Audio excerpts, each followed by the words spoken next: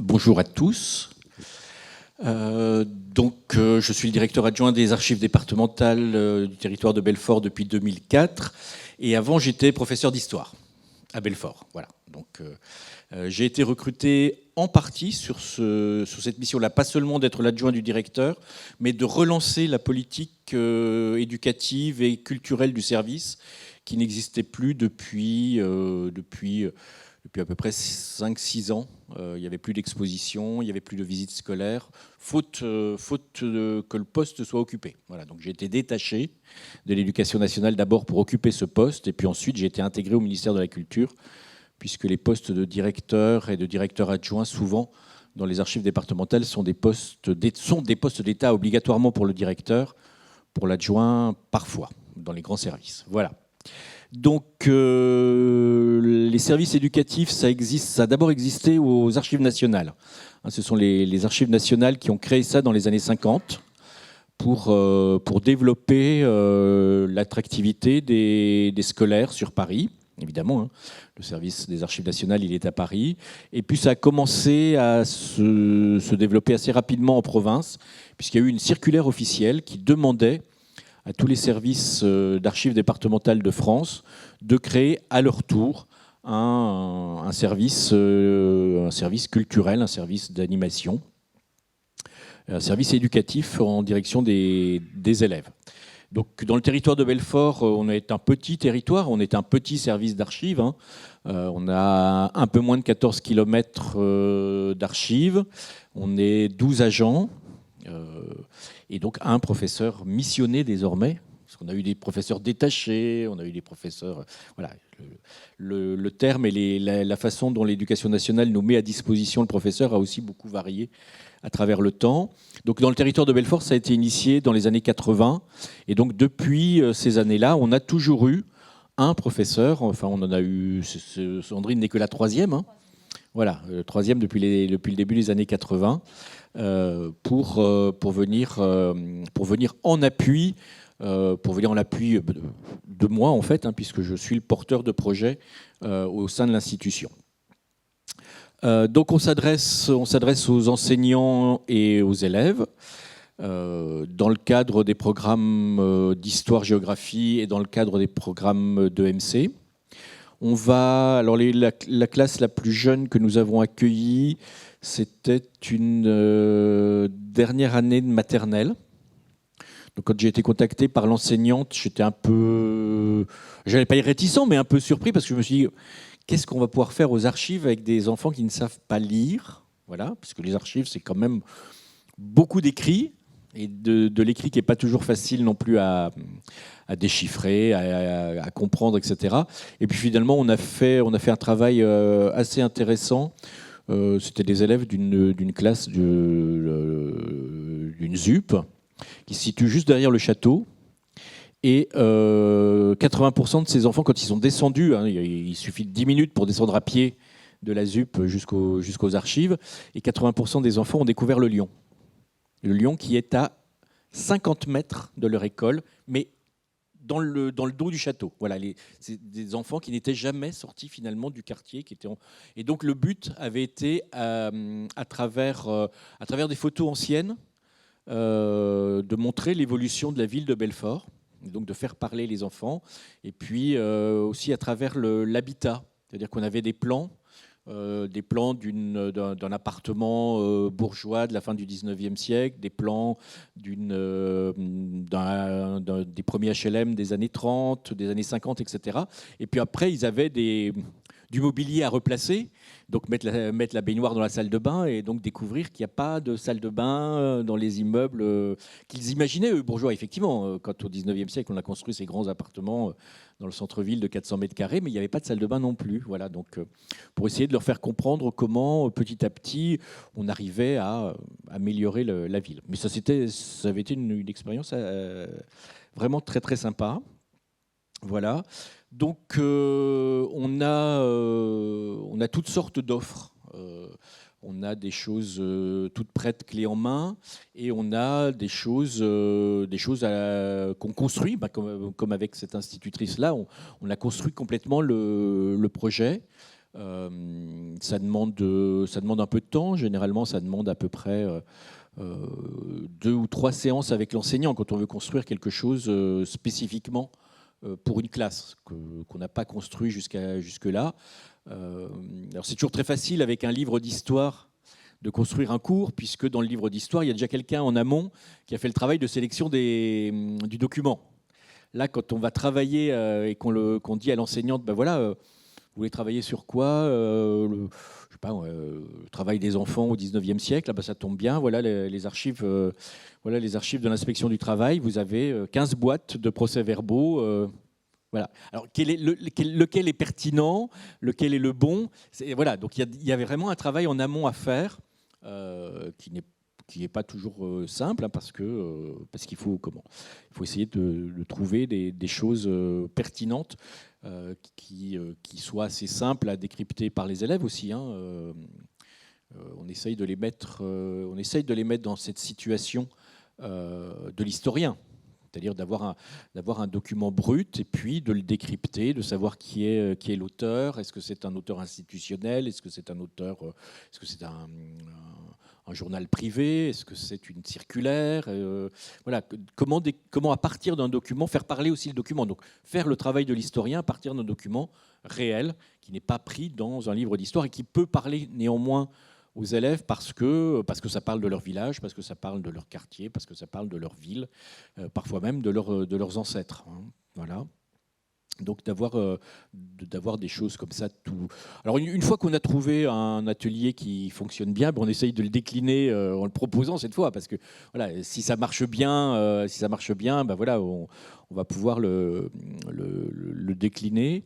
On a comme ça des choses quasiment toutes prêtes. Après, il suffit de changer de monument aux morts. Hein. On a beaucoup travaillé au moment du centenaire de la Première Guerre mondiale sur les combattants. On a la chance aux archives départementales d'avoir les fiches matricules, c'est-à-dire les fiches qui résument le parcours de tous les garçons qui font leur service militaire.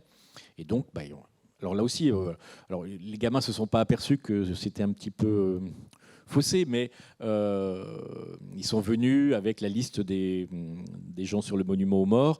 Et comme par hasard, dans notre dos, on avait les registres qui collaient bien. Ils ne sont pas allés les chercher, mais ils ont dû faire un travail parce que ces registres-là, on y accède par des tables.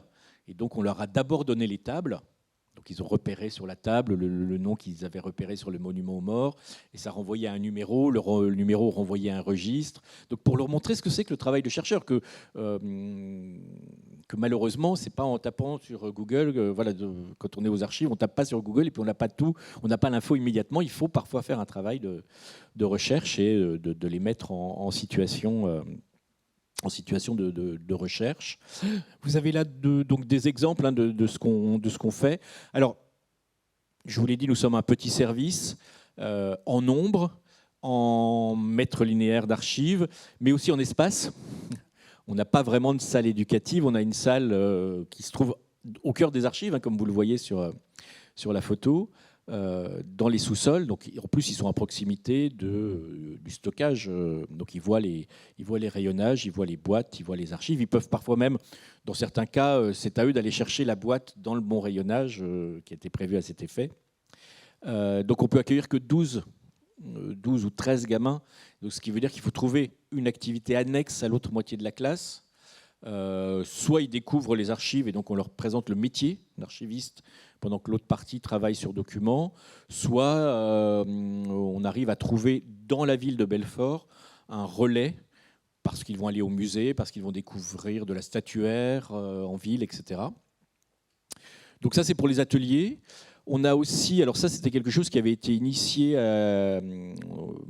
Sandrine vous en reparlera plus profondément, c'est venu du concours de la Résistance. En fait, il y a ici à Besançon un musée de la Résistance, de la déportation. Et tous les ans, il y a donc ce concours. Et tous les ans, il y a une plaquette qui est publiée par la Fondation nationale de la Résistance et qui présente le thème et qui présente des documents. Et on avait été contacté donc par le musée de la Résistance qui dit mais ce serait peut-être bien qu'en Franche-Comté, plutôt qu'utiliser les documents nationaux qui ne parlent pas aux élèves de Franche-Comté, on fasse une plaquette avec les documents locaux.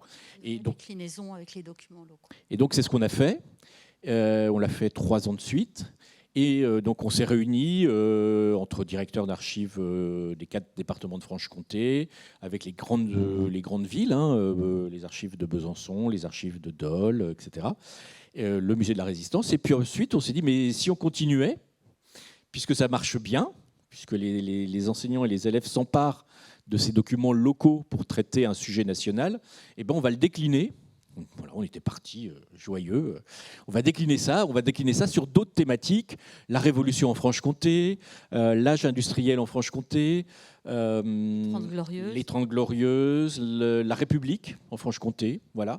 Donc ça prenait à peu près 1 année et demie pour... alors il y avait un service départemental qui était responsable de la ligne éditoriale. Donc on harcelait, quand c'était nous les responsables, on harcelait nos collègues pour qu'ils ne dépassent pas le nombre de caractères dans les notices, pour qu'ils aient chacun 2 documents, mais pas plus. Voilà, donc il y avait, c'est ce que vous voyez sur l'image aussi, ces dossiers pédagogiques qui répondent à un besoin. Alors au départ, ils étaient papier. Et ensuite, ils ont été papier et numérique, évidemment, à partir du moment où les services d'archives se sont dotés de portails de mise en ligne. Donc on les a mis, nous on les a mis tardivement, puisque notre premier portail qui avait été lancé en 2009 n'était pas du tout souple, et c'était qu'à partir de 2020 que Sandrine désormais dispose de son onglet et de sa visibilité. Voilà. Or, simplement par rapport à ces brochures qui étaient composées entre les différents services d'archives, donc nous restions toujours dans le cadre des programmes d'histoire de cycle pour le primaire et le collège et des lycées. Voilà, on collait vraiment à la demande institutionnelle au niveau des programmes. Voilà.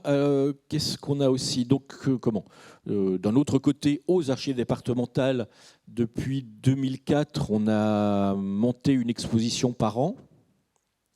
Des expositions qui ont toujours été, parce qu'on a des petits moyens, aussi bien humains que financiers, donc qui ont toujours été des expositions itinérantes, c'est-à-dire c'est souvent des kakémonos sur lesquels on a reproduit des documents d'archives, et puis parce qu'on n'a pas de salle d'exposition non plus aux archives départementales. On est obligé d'emprunter le hall du Conseil général, mais c'est pas plus mal non plus qu'il y ait cette proximité avec le Conseil général. Alors, la proximité physique, parce qu'on est à 50 mètres, et puis proximité aussi, j'allais dire, politique, voilà. On a une visibilité dans le hall du Conseil général 1 fois par an. On sait qu'on existe. Voilà. Donc, dans le hall, comme il est gardienné toute la journée, on met les kakémonos et on met des documents originaux ou des objets en parallèle pour présenter un peu plus de documents. Donc ces kakémonos-là, ils sont ensuite conservés dans les archives et ils ressortent régulièrement puisqu'on les prête à qui veut bien les emprunter. Alors ça peut être une mairie, ça peut être une association, ça peut être un établissement scolaire aussi. Voilà, donc maintenant, chaque fois qu'on fait une nouvelle exposition, Sandrine essaye de développer un questionnaire simple. Oui, tout à fait. À destination des élèves pour exploiter. Alors il y en a qui marchent mieux que d'autres, il y en a qui sortent régulièrement, il y en a d'autres qui sortent un peu moins parce que c'est pas notre politique culturelle d'exposition ne colle là pas avec le programme. Pas avec le programme scolaire. On ne fait pas d'exposition spécifiquement parce qu'il y a quelque chose dans le programme de 4e ou dans le programme de 3e. Voilà, mais il y a des thématiques, forcément, la guerre de 14 ou les femmes dans la guerre qui sont plus porteuses. On en a une ancienne sur l'action sociale menée par le département, 130 ans d'action sociale. Donc celle-là, elle sort tous les ans au lycée carrière sanitaire et sociale de Belfort, où l'enseignante montre ce qu'on fait, enfin ce qui s'est fait. Pourquoi finalement il y a encore aujourd'hui besoin d'assistantes sociales, etc. Et que c'est une très longue histoire que le fait que les départements ou l'État interviennent dans l'action sociale. Donc on prête ces expositions, on fait des visites, simplement des visites découvertes. Là, c'est en parallèle avec les Jeunesses musicales de France. Donc à Belfort, il y a 4 fois par an la présence de l'orchestre et du chœur des Jeunesses musicales de France. Donc c'est destiné là aux élèves de primaire. Et quitte à déplacer une classe et quitte à payer un bus, autant le payer pour la journée. Donc la responsable de l'action culturelle de l'inspection académique, il y a quelques années, avait contacté toutes les institutions culturelles et même un peu plus largement de Belfort en nous demandant si, après la matinée au concert ou l'après-midi au concert, on ne voulait pas accueillir la classe qui venait d'une école primaire du département pour faire une visite des archives. Donc là, il n'y a pas de, il n'y a pas de thématique. Il n'y a pas de travail scolaire, il y a juste une visite des archives avec des élèves de primaire et une découverte des archives qui concernent le village, évidemment. Donc je vais ressortir les plans de construction de l'école à la fin du 19e siècle, les cahiers d'appel où on explique que les enfants ne sont pas venus à l'école parce qu'ils étaient au champ ou parce qu'ils étaient à l'usine, voilà, etc. Ou parce qu'ils sont morts très jeunes aussi. Voilà, donc ça permet aussi d'évoquer la condition de l'enfance à la fin du 19e siècle. Et voilà, donc en parallèle, alors c'est très large, hein, puisqu'ils peuvent aussi en été aller visiter alors ils peuvent aller au musée de Belfort, ils peuvent aller à la bibliothèque municipale, ils peuvent aller même dans les parcs et jardins de la ville de Belfort avec les agents qui font les décors floraux et qui expliquent aux enfants comment ils font de la mosaïque florale, parce qu'on a de très belles mosaïques florales dans nos parcs et jardins à Belfort. Voilà, donc il y a cette petite offre culturelle un peu particulière. On travaille aussi avec la Semaine de la Presse, on travaille donc avec des choses assez variées.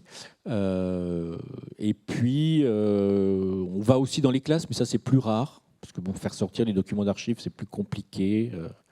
On se pose la question avec Sandrine, effectivement, de mettre en place une sorte de valise pédagogique avec des facsimilés pour faciliter justement la diffusion de ces documents.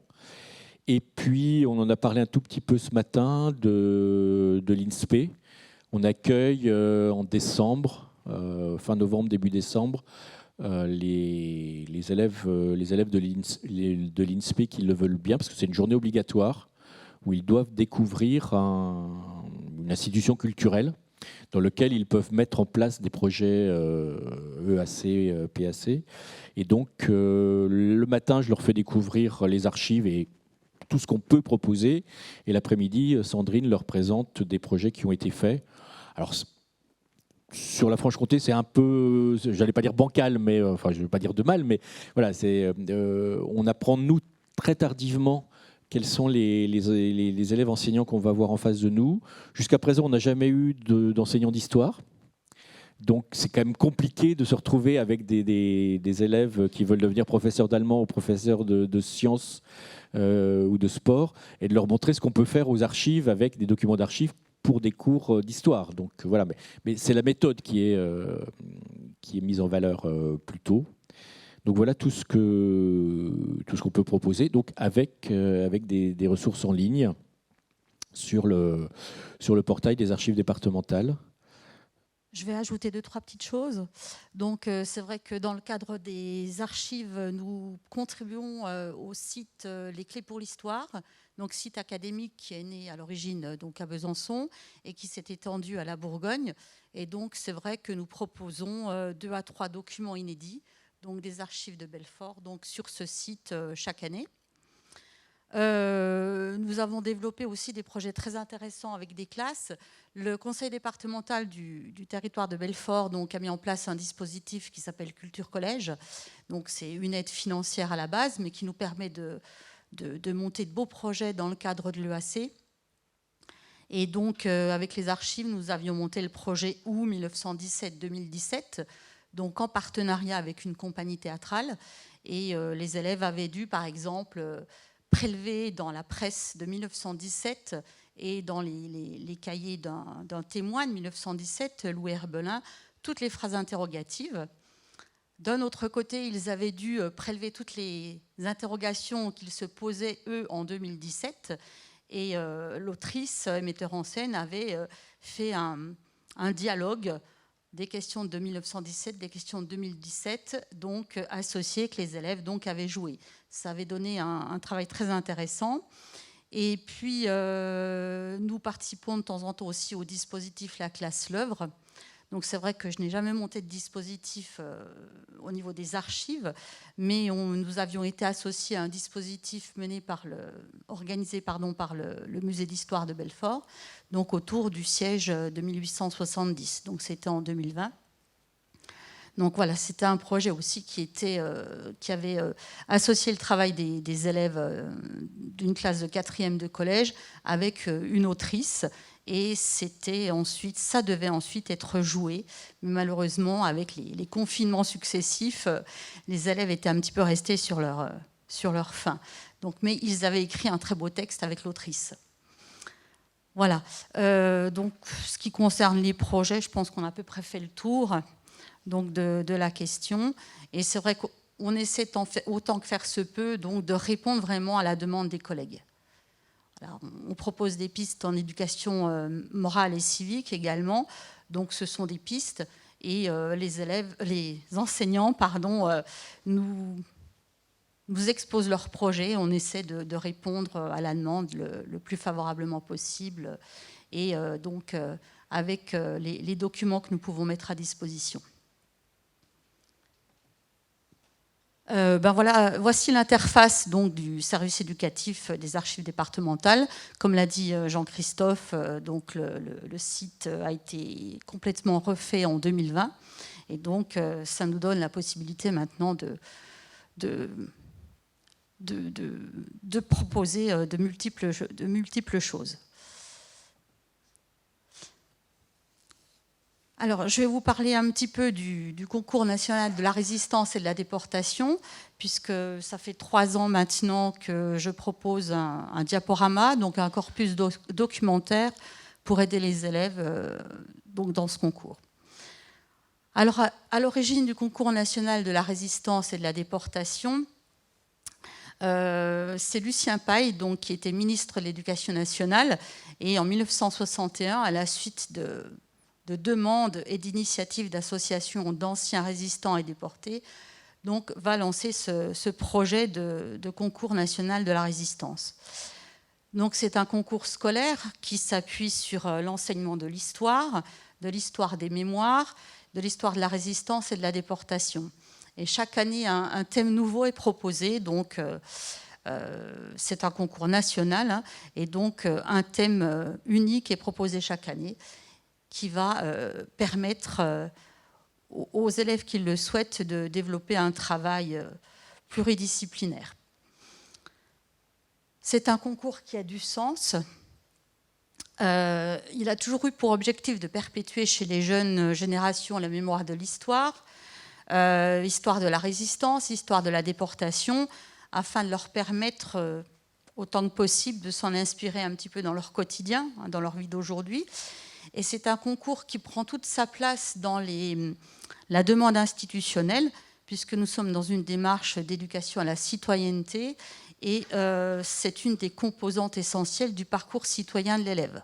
Donc parcours citoyen que l'élève va suivre de la 6e à la terminale quasiment. C'est un concours qui permet de dégager des approches nouvelles, d'encourager donc le travail d'équipe, de construire des ressources inédites. Et c'est aussi l'occasion de faire entrer les résultats de la recherche dans les contenus d'enseignement. Voilà, tout ce qui est donc historiographie, évolution donc, de la recherche, on en tient compte justement pour essayer d'être au plus près du travail des historiens pour les élèves. Alors, ce concours est destiné aux élèves des classes de 3e jusqu'aux classes de terminale, donc que ce soit l'enseignement général, l'enseignement technologique ou professionnel, donc des établissements publics et privés sous contrat. Le concours s'organise à 2 niveaux. Il y a déjà une étape départementale et les meilleurs travaux sont ensuite envoyés à Paris donc pour l'étape nationale, pour le jury national. Alors les élèves peuvent se présenter individuellement Par exemple, en classe de 3e, l'épreuve individuelle sur table prend la forme d'une épreuve de type brevet des collèges. Ou alors ils peuvent se présenter donc en groupe pour produire un travail collectif. Donc ça peut être un mémoire, ça peut être un travail audiovisuel, une vidéo, un travail numérique, ou alors des œuvres artistiques. Alors par exemple, pour cette année, le thème qui est choisi, c'est résister à la déportation en France et en Europe. Et donc ce thème et ce concours est piloté par Vincent Duclerc, donc inspecteur général de l'Éducation nationale. De nombreuses ressources sont disponibles pour les élèves et pour les enseignants. Donc, des ressources nationales, par exemple sur la plateforme Canopée, mais également avec le Musée de la Résistance en ligne. Il y a les brochures, comme la lettre de la Fondation de la Résistance, qui est éditée chaque année dans le cadre du concours. Et il y a également des fondations qui sont dédiées, notamment à la Fondation de Gaulle ou la Fondation pour la mémoire de la Shoah, qui vont proposer des pistes d'études donc pour les élèves. Et il y a bien entendu des ressources locales. Donc il est vrai qu'en Franche-Comté et tout particulièrement à Besançon, nous avons le musée de la Résistance et de la déportation. Et chaque année, son service éducatif, donc avec mesdames Emeline Vimeux et Cécile Vaste, donc propose une préparation, une approche scientifique pour les enseignants, donc qui encadreront les élèves. Et puis il y a bien entendu donc les propositions des services d'archives. Donc nous proposons ce diaporama. Je sais que les archives de Côte d'Or proposent également donc des ressources. Voilà, ça devient un petit peu plus courant. Alors, si vous souhaitez prolonger la découverte générale de ce concours, il y a une ressource remarquable qui est en ligne sur le site Chemin de Mémoire. Donc, une ressource qui a été réalisée pour le 60e anniversaire du concours de la Résistance en 2021, donc à la demande du ministère des Armées. Et donc, c'est une web-série donc composée de 6 épisodes et qui présente bien le concours, son identité, ses objectifs, et qui présente également des travaux d'élèves. Donc nous avons choisi de vous diffuser le petit épisode qui concerne les productions d'élèves, parce que nous n'en avons pas à vous montrer.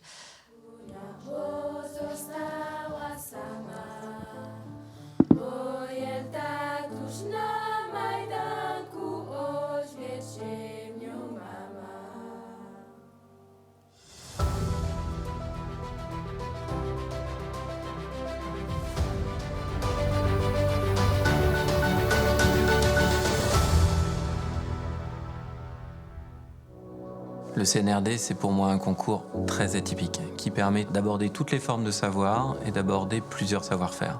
Mais à l'origine, au début des années 60, le CNRD est un concours assez classique, qui demande à des élèves de plus de 15 ans de réagir à une question d'histoire civique et d'établir et de rédiger une copie. Au fur et à mesure des années, le CNRD s'enrichit de différents types de productions. En 1979, grand tournant majeur dans l'histoire du CNRD, Louis-François, le président du jury, l'inspecteur général d'histoire-géographie, ouvre le concours à des travaux collectifs. Et là, on a des groupes d'élèves qui se réunissent, qui se mettent ensemble pour réfléchir et produire des œuvres de plus en plus variées, des objets, des pièces de théâtre, des films, parce qu'au fur et à mesure des années, avec l'arrivée de l'informatique, des multimédias, aujourd'hui, on le voit, beaucoup d'élèves se lancent dans des productions informatiques et dans des mini-productions filmées. C'est plutôt le message qui est envoyé par De Gaulle et par la radio de Londres, que nous écoutons en permanence. C'est « il faut se préparer au grand jour ».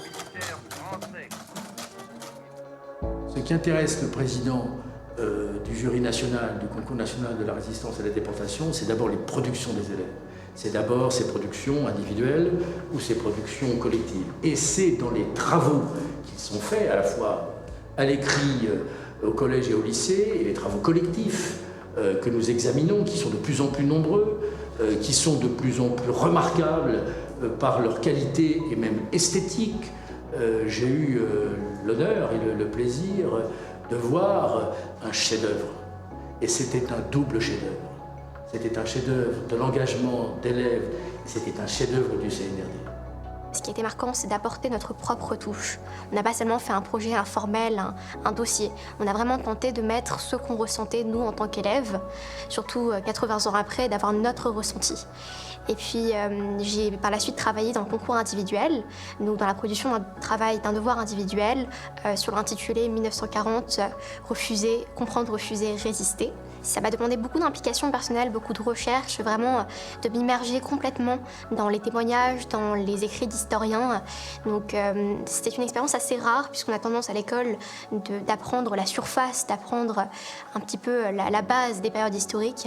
Et là, j'ai vraiment pu m'immerger dans le travail d'un historien presque, m'immerger dans les ressources, et c'était absolument fascinant et très marquant. Et là, ce qu'on saisit pleinement, c'est que ces élèves n'ont pas seulement pu avoir un cours sur l'histoire de la résistance et de la déportation, ils ont pu avoir une fenêtre d'entrée dans cette histoire. Et je pense que le fait de travailler sur ce type de production fait qu'ils s'en souviendront longtemps et du coup pourront voir à la fois l'importance de cette histoire et la transmettre. Donc voilà, l'intérêt de ce concours. Et puis c'est vraiment important de travailler, de faire ce travail de mémoire, c'est fondamental à l'heure où les témoins directs sont de moins en moins nombreux et les élèves deviennent en quelque sorte les porteurs des valeurs et de la mémoire de ces témoins. Alors, dans le cadre du service éducatif des archives, donc, nous sommes là pour proposer donc, des documents originaux, authentiques aux élèves dans le cadre de leur préparation. Donc au départ, c'était une proposition toute simple, ce que tu faisais avec Emmanuel Divot et peut-être Marie-Antoinette Vasselet. Donc c'était des documents originaux donc, mis à disposition en salle de lecture, donc que les élèves pouvaient venir consulter, avec ou sans leur enseignant.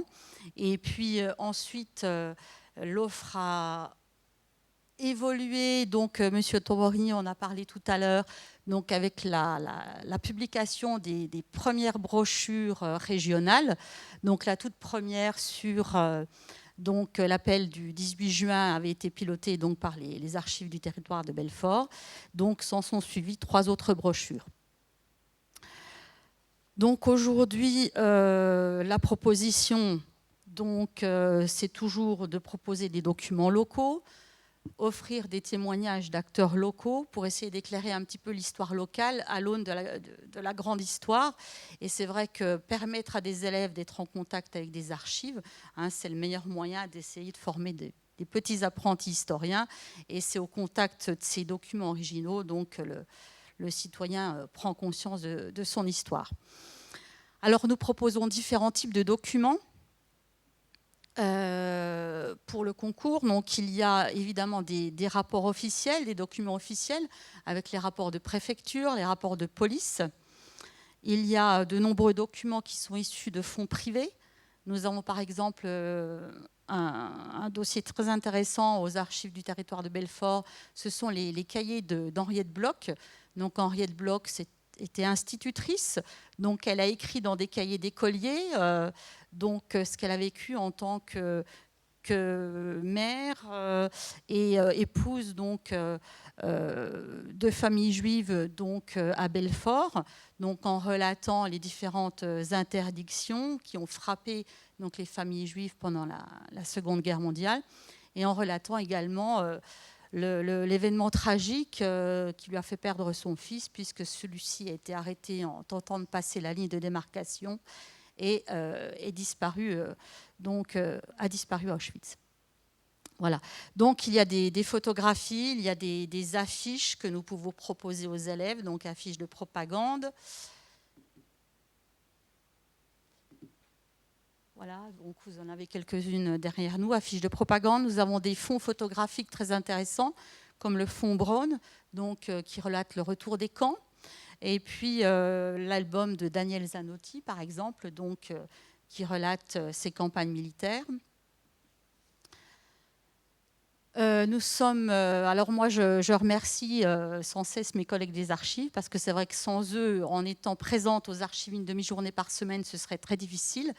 Et c'est vrai qu'ils sont d'une aide inestimable pour m'aider à retrouver les bons documents, puisque ce n'est pas évident, hein, dans 13 km d'archives. Et donc, pour le concours de la résistance dans le territoire de Belfort, nous sommes également épaulés par un collectif, le collectif Résistance et Déportation, donc, qui organise des conférences pour aider les élèves dans le cadre de la préparation, et puis qui va également récompenser les élèves. Alors, je reviens simplement sur quelques documents. Je suis passée un petit peu du coq à l'âne. Alors, donc, vous avez des documents issus des fonds photographiques, et puis vous avez par exemple des documents de la résistance qui étaient très peu nombreux, puisque mouvement clandestin, donc peu de production écrite, photographique de la part de ces mouvements, mais nous avons quand même des tracts, nous avons des plans qui permettaient de préparer des parachutages, donc des petites choses assez intéressantes. D'accord, voilà. Et donc là, nous avions mis des extraits du fameux cahier, des fameux cahiers d'Henriette Bloch. Et nous terminions sur une idée assez sympathique. Hein. C'était sur l'idée que ce concours était vraiment plébiscité par les élèves du territoire de Belfort. Nous essayons dans la mesure du possible de les épauler au maximum. Et par exemple, donc, en 2023, nous avions presque 300 élèves qui se sont présentés et une bonne moitié a été récompensée. Voilà, nous vous remercions de votre attention. J'espère que nous avons été assez clairs. Et si vous avez des questions... Merci beaucoup. On va garder les questions, je crois, pour la fin. On les avait prises là pour la visio.